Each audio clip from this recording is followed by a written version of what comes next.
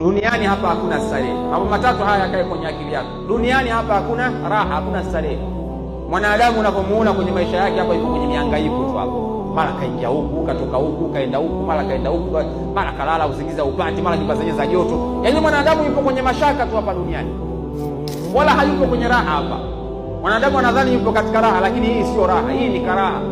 Namna mwanadamu anatafuta pesa yake, biashara yake, kazi zake, anahangaika. Kuna mtu anatoka alfajiri hadi usiku, analala masaa matatu. Hakuna raha hapa duniani. Ni shida tu ambayo mwanadamu anaipitia katika maisha ya duniani.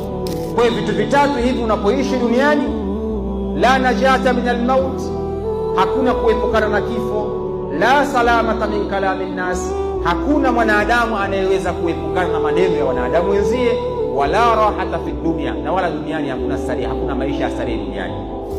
Ukiishi haya matatu yakiwa kwenye akili yako, hutopata tabu na wanadamu wenzio, hawatakupa shida.